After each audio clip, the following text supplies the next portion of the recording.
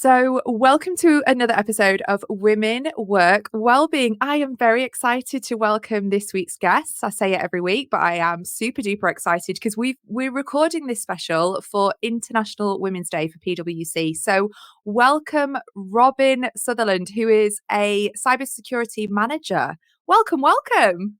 Thank you very much for having me. I'm super excited. It's brilliant to have you. And we were just saying before we hit record that we kind of know each other a little bit through my husband, who is also at PwC. So it's great to finally meet you and to have a chat because we've got so much to talk about.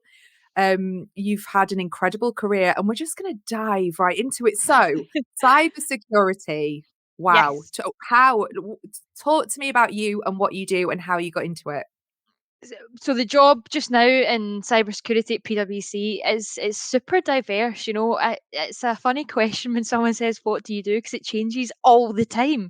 Like what I'm doing now is completely different to what I'm doing when I started at PwC. So super exciting. But I guess it suits my personality. It's very, very diverse and keeps you on your toes. You're never bored. So I've been at PwC for 6 years now, which is crazy. I graduated in chemical engineering, and at that time, just graduated. And like my dad passed away. He was going through a bit of a rough time, and I thought, you know what, I need to get away. I need to, so I moved to Australia. I thought I'm just going to go. And I moved over to Australia, started off doing, different jobs. Rode horses at the time, so I worked at a show jumping yard for a couple of weeks, earning peanuts. And I thought, right, no, this is ridiculous. I need to go and get a proper job. So out of my comfort zone. And that is when I met a guy called Peter Quigley, the most amazing mentor, and he had a cybersecurity company called 11M. Yeah, so he actually was the ex PwC cloud assurance leader in Glasgow. So I started working for him. It was his startup company. At the time, there was only a few guys. The team was about 4 people in the team. They were all sort of ex PwC, super intelligent. So it was amazing for me because I got great exposure to senior leadership in that sort of really small periods of time, and that's how I found cybersecurity. Very, very lucky. That is a great story. Like there was so much to unpack in that. I, It's, I yeah, need to I need to go right back though. Chemical engineering. My thank you. mouth sort of went, wow. Because I mean, in the work that we do at Jobs for Women, we're championing. Can never say that word. We're encouraging women, and we know that we're getting more women into STEM, but it's a slow process. What made you choose chemical engineering? And well done. Chemical engineering at the time, I think it's hard for people when they're younger to choose what they want to do because how do you know when you're, You don't. 15 years old? You just don't.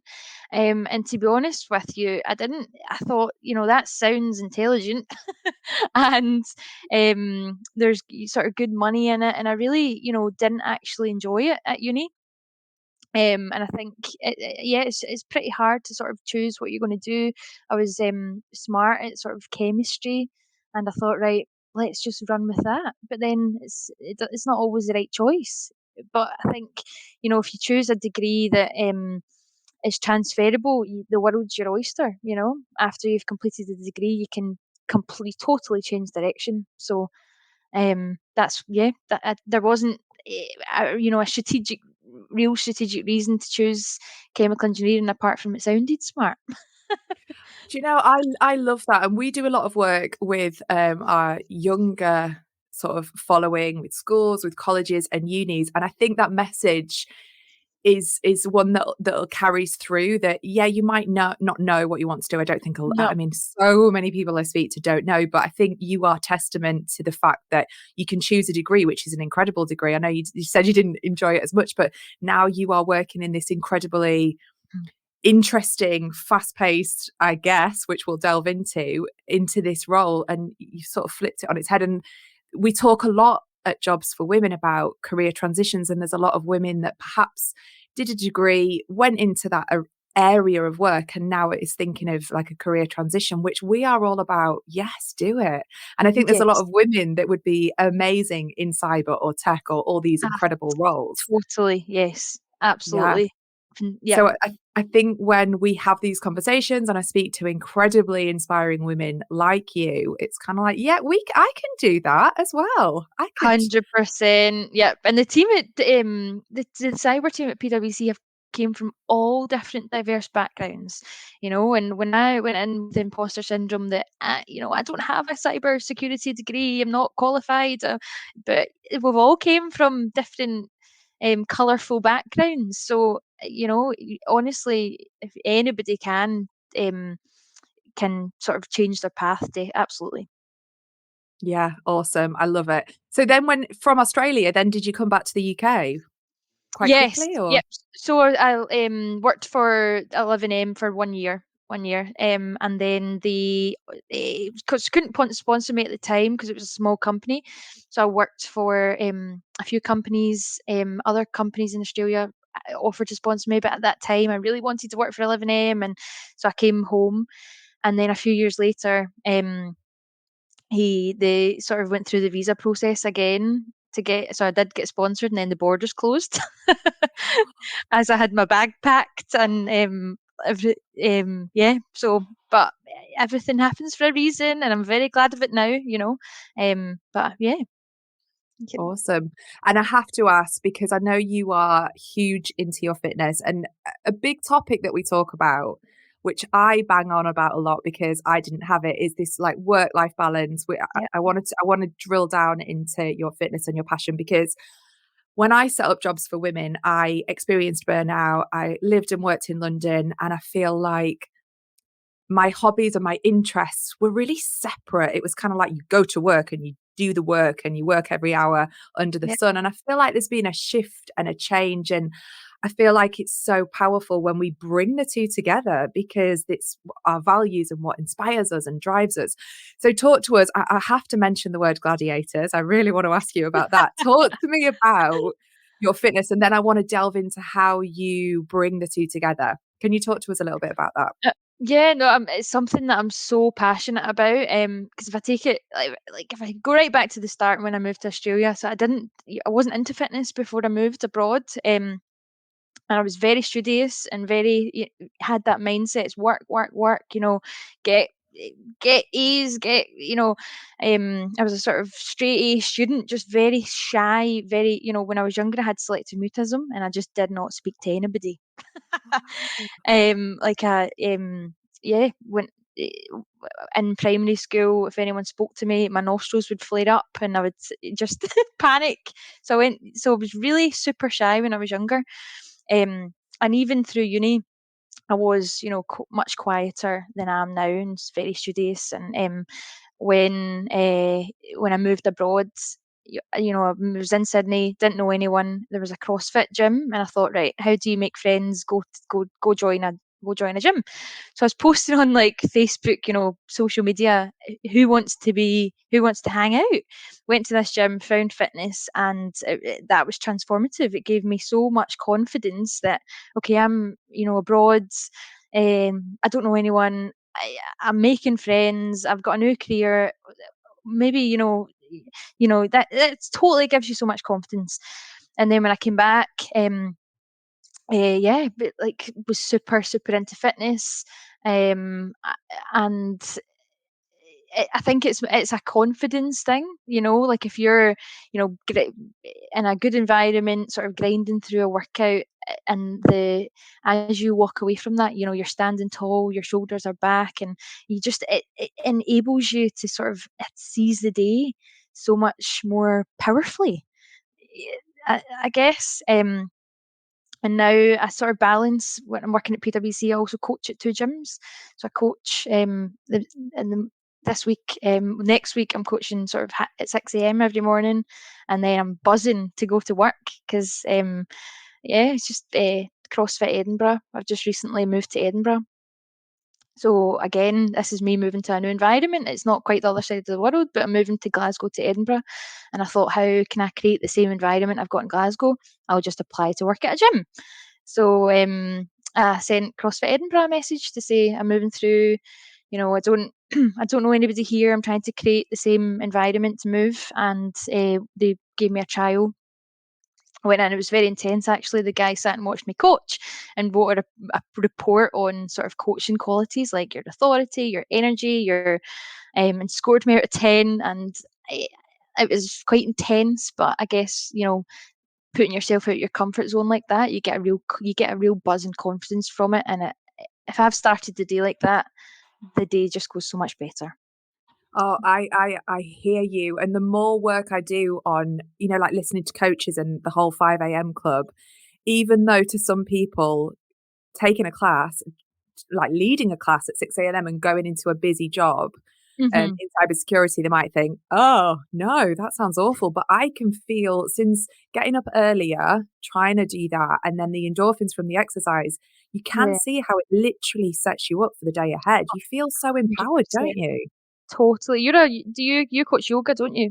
Yes. Yeah. Yeah, yeah, yeah, yeah. So it is definitely, but even not, obviously it's not feasible for people to go and coach, but even just going to a class.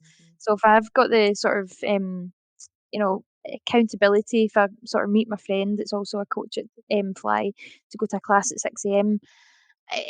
If you if I yeah, just it's transformative how you start the day, because things that might seem very, very challenging at PwC, like that would typically have stressed me out before, you think, "Ugh, it's not that bad. You'll get through it because you're happy and you're like, you feel good about yourself. You've already looked after yourself, so you can kind of detach from it a wee bit more. Obviously, still very passionately caring about the outcome, but if you've not looked after yourself yet, it's very stressful and it affects the rest of your day. Yeah, I think that makes total sense, and I really want to delve into it more on this podcast because I think that we talk about work-life balance a lot, but I think it's so important that we have other elements in our life that we can bring Mhm. into work, because everything you've just described, it's like having that accountability to get out of bed, to lead and get everyone going at 6 a.m. Like these are Yeah, skills that you can take back into the workplace. These are skills that are definitely. that are gonna help your career thrive. So there's so much that I think people listening will be like, okay, right, I'm gonna get out of bed at 6 o'clock Mhm. tomorrow. But it's not. I mean, it's definitely like I'm not going to sit here and say that I can bounce out of bed, because I can't. Like just like yesterday morning, the alarm went off and I slept through it twice. But I've got a friend that's ringing me going, "Get up!"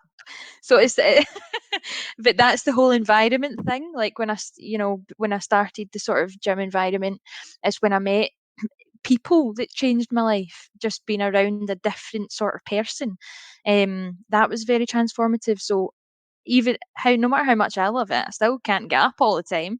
But it's having that accountability and sort of that group of people that sort of really hold you to high standards. Yeah, I love that. I love that. And I love that how real you are. Like, I sleep through my alarm. I did this morning as well. We are human at the end of the day. Now, talk to me about gladiators. I mean, I'm assuming because you're amazing at fitness and you are invested and passionate. How did it come about? Talk to us.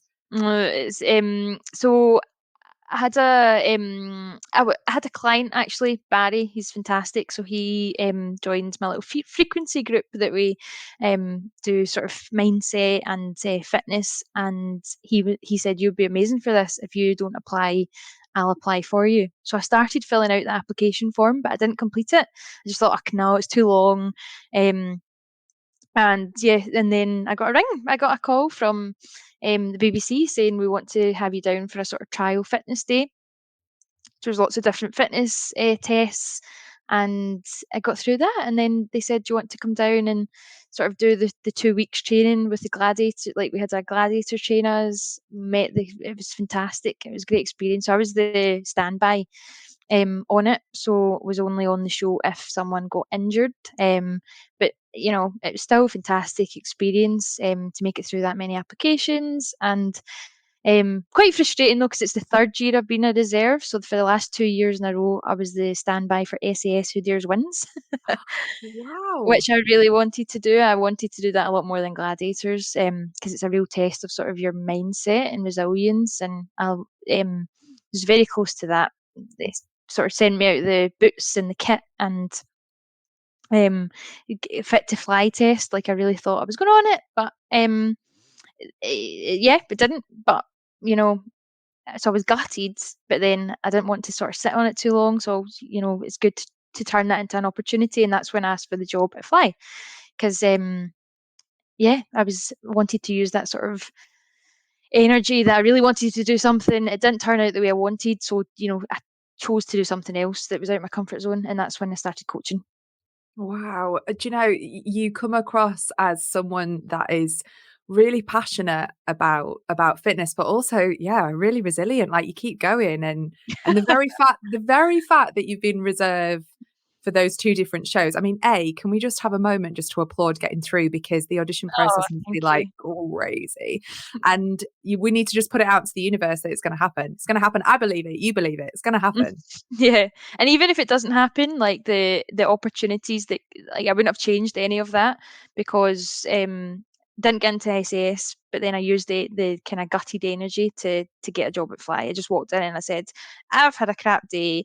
Can I have a job?" So that's changed my life. And then when I didn't get into gladiators, um, I was in a hotel for 2 weeks that they put me up to sort of, and I couldn't do anything else. So I went on Hinge, and now I found my life partner. So, and I wouldn't have found my life partner if I didn't have to sit in that hotel room with nothing to do but be on Hinge. So, Oh my gosh. I mean, I think you need to write a book. We need to do something with this. The stories are endless. You have so many layers to you. This is what I love. And uh, oh, for anyone listening that's kind of like, I don't know, married to their job, doesn't think that they can maybe pursue a hobby they used to do when they were younger. I don't know, netball, running, whatever it is. What advice would you give to someone listening that's maybe in a bit of a work rut, so to speak? I think I still find myself in work ruts sometimes if I don't catch myself with, if I'm very busy with proposals or anything like that. Like, I do have a mindset where I will sit until 4 a.m. in the office and get it done. And but a couple of days like that, and you're depleted. You're deflated. You've got no energy to give anyone, and actually the quality of your work is not good. You've got no creativity. You're not passionate about it. Like, so if actually you're sitting there for 12-hour stint thinking you're working hard, but you're not, because you're not sort of feeling that sort of passionate. I've got so much to give energy. So I still find myself sometimes doing that for a couple of days and thinking, right, catch yourself here. Like, this is, it's not quality. You're just, so then I'll bring that back, sort of say, right, okay, no, give more time to yourself. Then I'll train again. And, eh, then the next day you're doing this, what you done in 12 hours, you're doing it in 6 hours. So it's much more efficient actually to just prioritize yourself and look after yourself first. And it's better for everyone around you and it's better for your job. That is absolute. That's like the soundbite of the interview, I think. Like and I loved what you said about catching yourself. This is what I Mhm. teach in yoga. It's kind of like, how can we be really present and actually notice what is happening? And I listened to a podcast recently, or it was a coach, I can't remember, who talks about how efficient we are, especially the creative part of our brain in those early hours. And if you're doing a 12-hour stint, your output is just becoming less and Yeah, less. There's no point. exactly. It defeats the Exactly. object. So that's 100%. that's brilliant advice. So anyone listening that's thinking, I need to get back to the gym or do something for you, it does not have to be gym. Mhm. I think I was talking about someone going back to horse riding earlier. I'm like, whatever sets your soul on fire, find it Yes. and don't let Yeah. work command. And then you just be even more amazing at your job. Yeah, Um, while I've got you here, we need to talk a little bit about tech. So we know that there's a big movement on getting women into tech. The Mhm. recent PwC report said that 27% of female students said they would consider a career in tech compared to 61% of males. Only 3% say it's their first choice.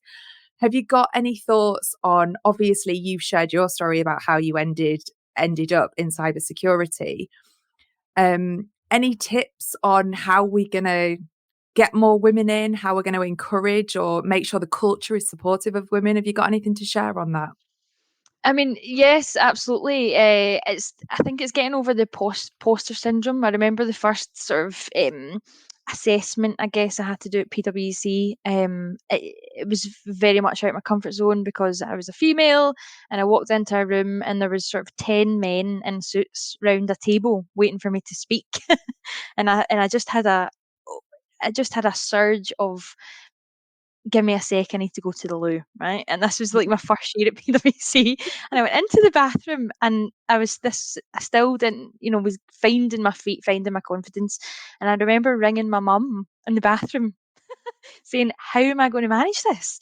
And early, because you do kind of feel that sort of imposter syndrome are they going to take me seriously? It's a group of sort of, you know, intelligent men, and so, you I guess just if you're immersed in it and you do one, that gives you confidence, and then all of a sudden you stand out because you're different. And especially in cybersecurity or tech areas, I think you're really found a gold mine, and you're if you can understand technical subjects and you also have a personality and you've got EQ as well, so, which can do immense wonders for your career. I'm very lucky at PwC because people seem to have both. They seem to have personality and cyber skills, but I think a lot of the time you're dealing with clients who's a very sort of techie cyber team, and sometimes they can't even look you in the eye. But that's does wonders for your career because you can do both. So Yeah, I think it's a absolutely. fantastic opportunity actually, and more of an opportunity than, other areas where maybe you don't have that sort of challenge, where maybe if you're in, I don't know, business where there's loads of women who have sort of big, bubbly personalities, and you're not as stand out. That's Yeah, my honest advice is I it's think that's brilliant advice though. It's almost like turning it into an opportunity instead of the fear. But I can relate to your anecdote just about the boardroom. And I love that you rung your mum. That is me. I'd be like, hey I was mama, like, "Mom, I'm approaching 30, I'm approaching 40, but I need your advice." it's always okay to ring a parent in that situation or anyone that's close to you. I think people listening will be able to relate to that. We've all had those moments.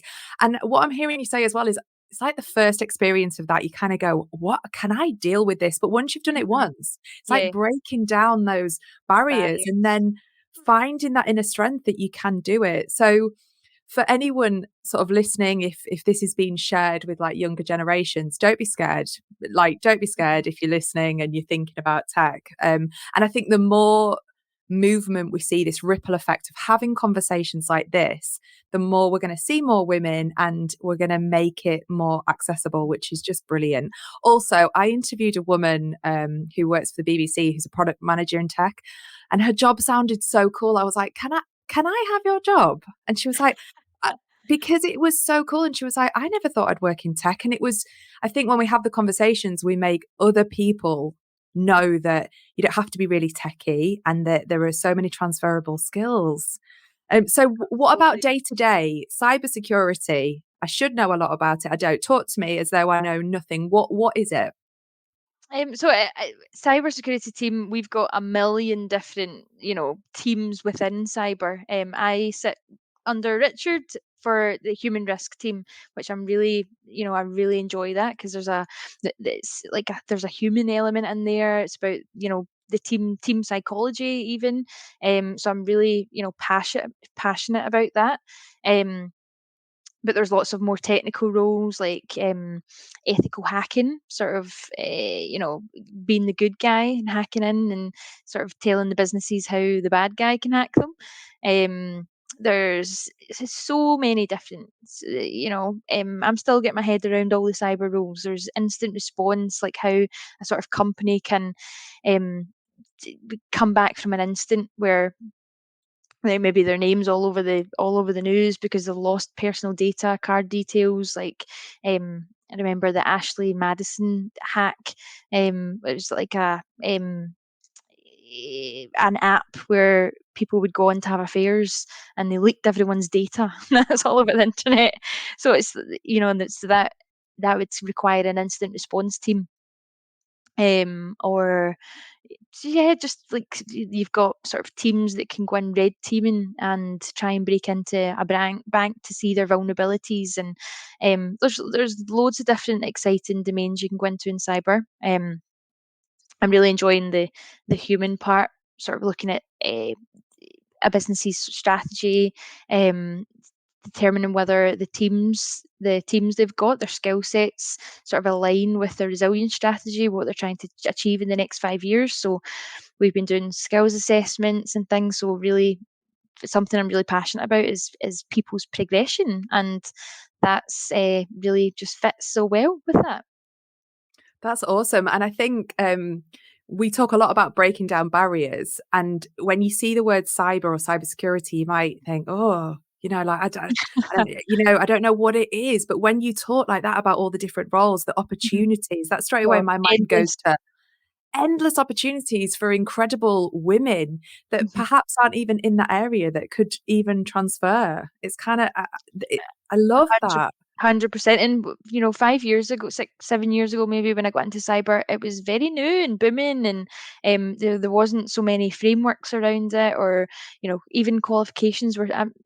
Working in sort of the L&D team, learning and development, and PwC, there's loads of opportunities to put some sort of frameworks around this stuff. There's definitely skills gaps with the boom of sort of artificial intelligence. There's cyber is going to be everywhere, because the more sort of we start using tech for everything, there'll be robots that take over jobs and stuff. And think of the security risks, and Internet of Things, like everything in your house is connected to the internet. There's people that can hack into baby cameras, and it's just like it's um it's just endless opportunity, endless. So it's a fantastic, exciting. Um, your job's pretty safe because you need to know how to secure all of this tech that's taken off. Artificial intelligence is going to be just, yeah, massive. it's an exciting area to work in, and just keep doing what you're doing and keep with the fitness. And I can't wait I'm not going to say it. I was going to say watch you on Gladiators next year, but I'm putting it out into the universe that it's going to happen. Thank you so much for sharing your wisdom, your story. I think it's great just to meet incredibly inspiring women that are just smashing it. If people want to connect with you, is LinkedIn a good place? Where can they find you? Yeah, definitely. If you tag me in LinkedIn, if you're posting this, then that would be fantastic. Thank you so much for having me on. I It was a pleasure. The whole turning fear into your power, like it's a concept I like to use all the time. If you're scared, it's a good thing because you're growing. You don't want to be too Absolutely. comfortable. We are always learning, aren't we? Thank you so much, Robyn. You were such a pleasure to have on today.